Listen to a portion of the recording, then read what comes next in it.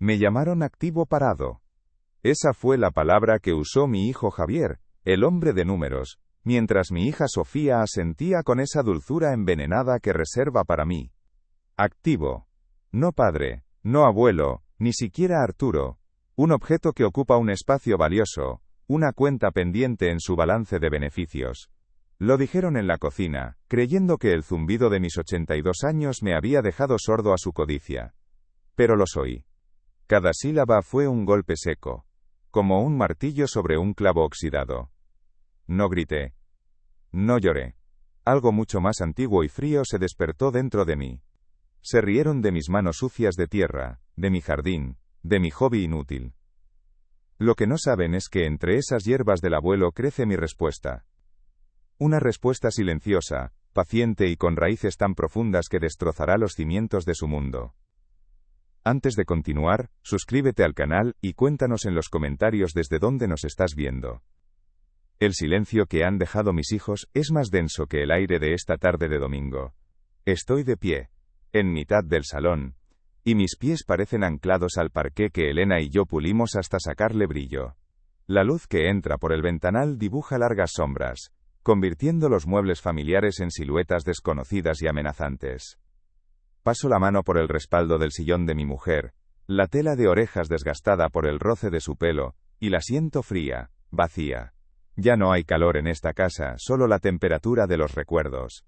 La palabra activo no se ha ido con ellos, se ha quedado aquí, flotando como una espora venenosa, impregnando las cortinas, el olor a estofado que aún perdura débilmente. Me siento como un fantasma que se niega a cruzar el umbral, un vigilante de ruinas que nadie más valora. Ya no recibo miradas, solo evaluaciones. Cuando Javier viene, sus ojos no se detienen en mi cara, sino que escanean las paredes, calculando metros cuadrados, tasando la luz que entra por la ventana. Sofía, por su parte, ha perfeccionado el arte de mirar sin ver. Su sonrisa es una máscara amable que esconde la impaciencia. Sus preguntas sobre mi salud son un guión memorizado que recita mientras su mente ya está en otro sitio. Para ellos, soy un paisaje, el fondo de sus ajetreadas vidas. Por eso me refugio en el jardín, con las manos hundidas en la tierra húmeda. Aquí, entre mis plantas, no soy invisible. Ellas no me juzgan, no me miden.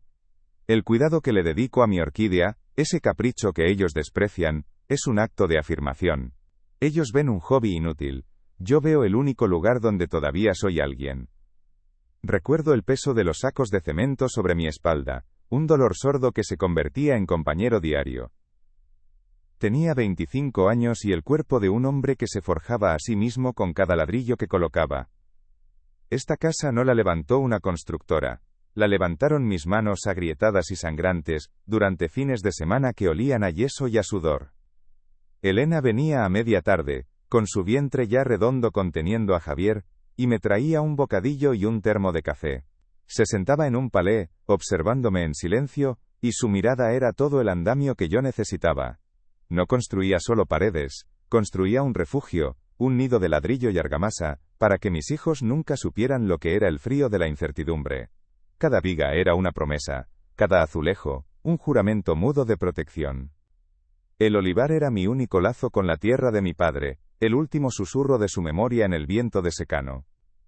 Cuando Javier me habló de su máster en finanzas, con esos ojos brillantes que solo ven cifras y oportunidades, supe lo que tenía que hacer. Las manos que habían conocido la caricia áspera de la corteza de los olivos, firmaron un papel que las convertía en ceniza. Cambié el olor a aceituna recién molida y a tierra húmeda por la frialdad de un cheque bancario. Se lo entregué sin una sola palabra de reproche, viendo cómo mi pasado se convertía en el combustible para su futuro. Elena aquella noche me encontró en el porche, mirando el hueco que había dejado el recuerdo de los árboles. No dijo nada. Solo me cogió la mano, esa mano que acababa de vender su herencia, y la sostuvo con fuerza. Con Sofía fue distinto. No fue una venta, fue una renuncia. Elena y yo guardábamos un pequeño fajo de billetes en una caja de latón. Era nuestro tesoro, nuestro viaje a las Canarias. Cada vez que metíamos un billete, nos reíamos imaginando el sol en la cara, la arena en los pies. Cuando Sofía nos contó, con lágrimas ensayadas, que no le llegaba para la entrada de su piso, Elena fue a por la caja sin dudarlo. Vi como nuestro sueño, ese horizonte de mar y palmeras, se encogía y se convertía en un sobre que mi hija cogió con una gratitud apresurada. Nunca volvimos a hablar de las Canarias. El folleto de la agencia de viajes se quedó marcando una página en un libro que nunca terminamos de leer. Fue un sacrificio silencioso, el tipo de amor que no pide nada a cambio. Pero no todo fueron grandes gestos, mi vida ha sido una sinfonía de pequeñas renuncias. Recuerdo pasar noches enteras en el garaje, lijando y pintando juguetes de segunda mano para que en Reyes mis hijos tuvieran la misma ilusión que los demás niños. Recuerdo mis zapatos, con las suelas gastadas hasta casi agujerearse, para que ellos pudieran estrenar zapatillas de marca. Las comidas de Elena y mías eran a menudo guisos humildes estirando cada peseta, para que en la mesa de nuestros hijos nunca faltara un filete o un postre especial. Ellos no lo veían. Para ellos, la comida aparecía en el plato y los juguetes bajo el árbol como por arte de magia. Una magia hecha de mi cansancio y del ingenio de su madre, un truco de amor invisible que se daba por sentado. El día de la boda de Sofía me sentí como un extraño en mi propia vida. Ella estaba radiante, un cisne blanco en un mar de gente elegante y risas sonoras.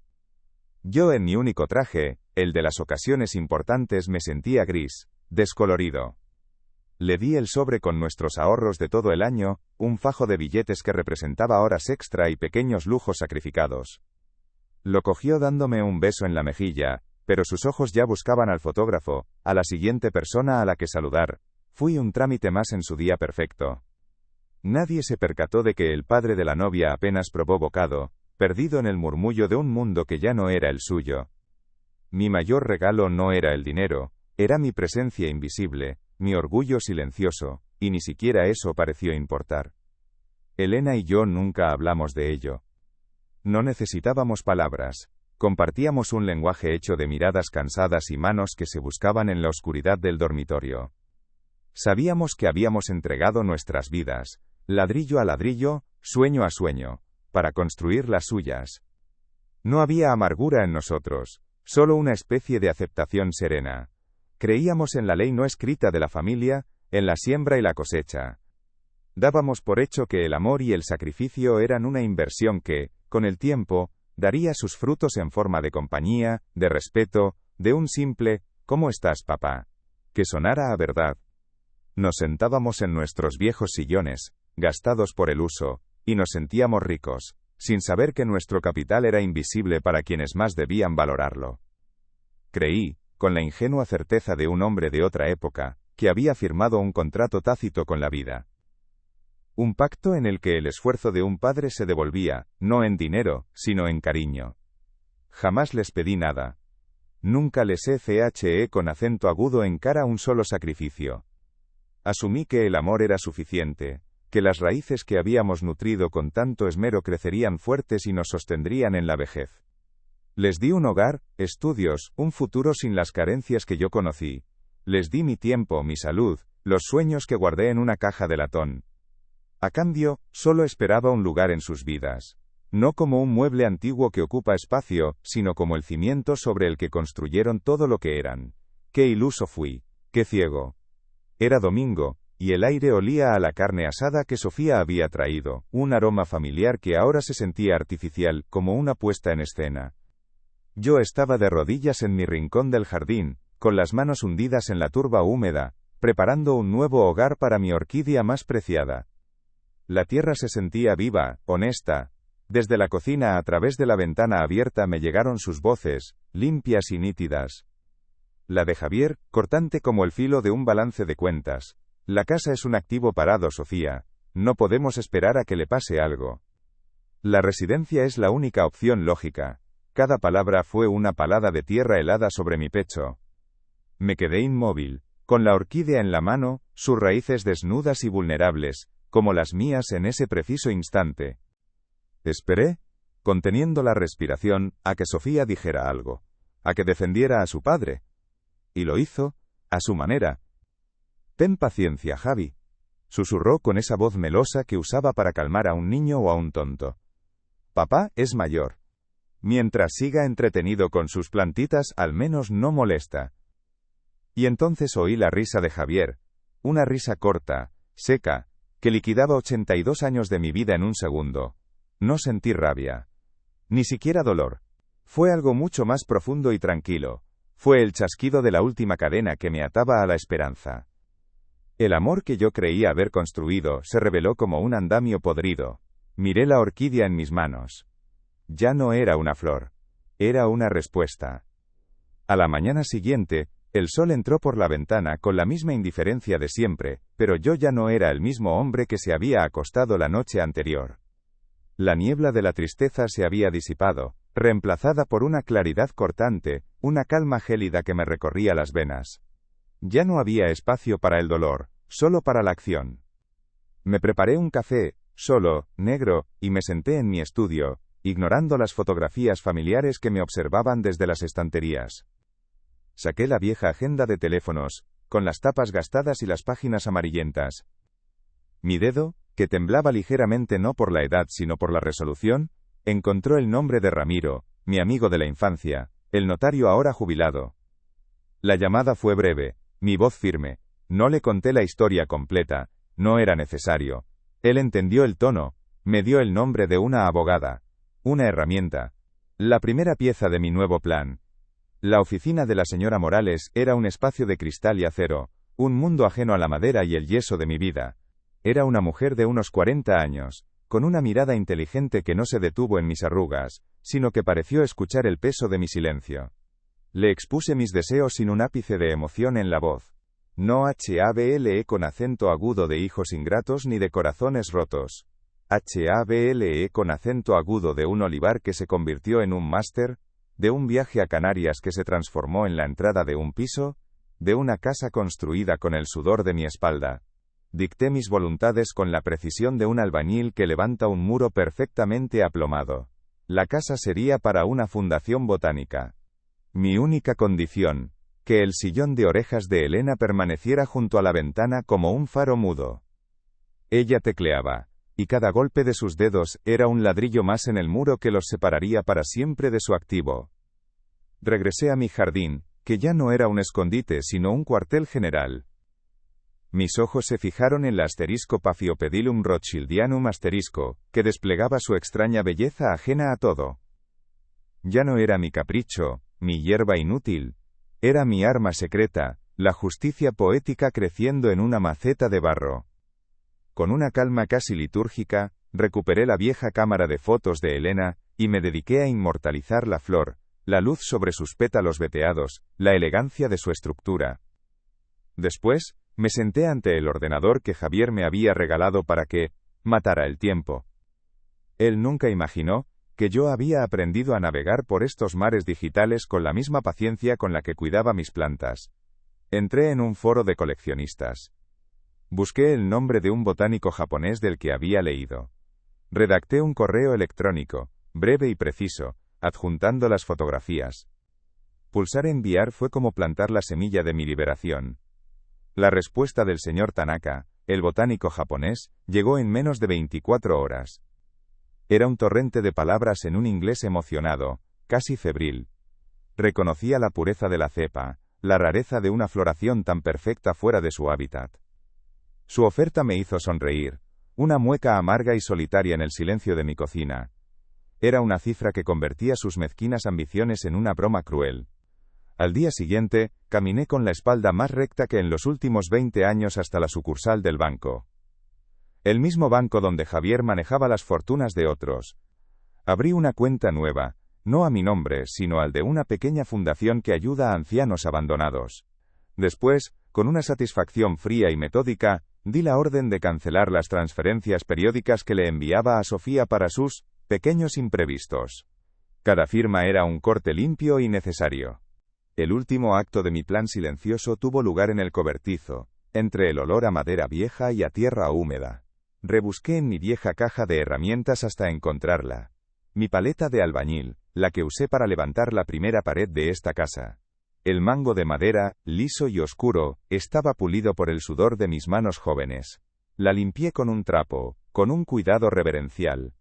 Sería para Javier, para que recordara el valor del trabajo real. Para Sofía, encontré una pequeña bolsita de tela que Elena había cosido años atrás.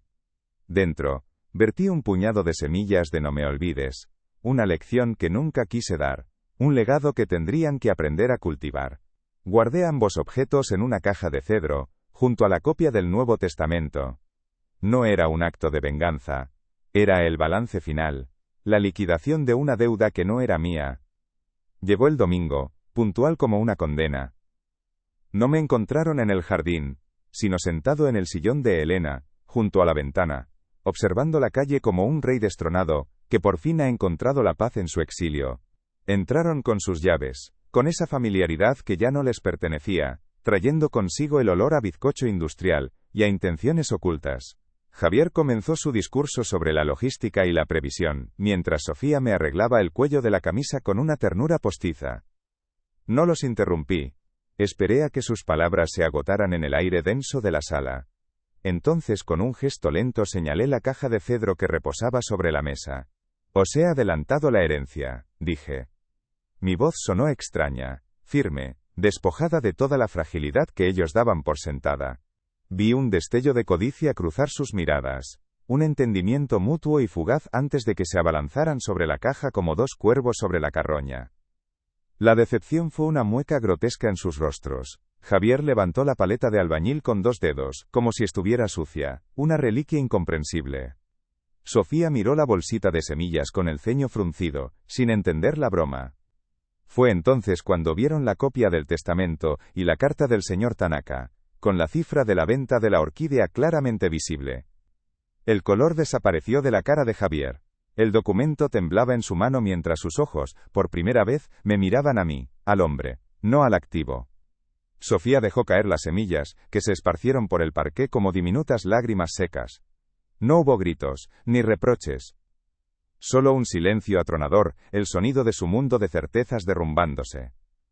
Yo permanecí en mi sillón, en silencio, libre. La justicia no había sido un trueno, sino el susurro de unas raíces que, finalmente, habían encontrado su camino hacia la luz. No me moví del sillón.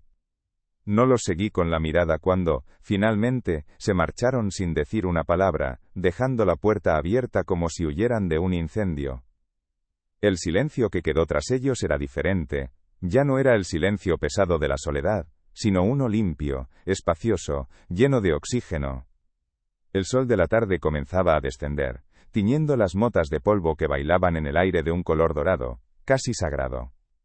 Por primera vez en mucho tiempo, oí el sonido de los niños del vecino jugando en la calle, sus risas lejanas llegando como una promesa de vida que continúa, ajena a mis dramas. Cerré los ojos. La casa por fin respiraba conmigo. Ya no era un activo. Era, de nuevo, un hogar,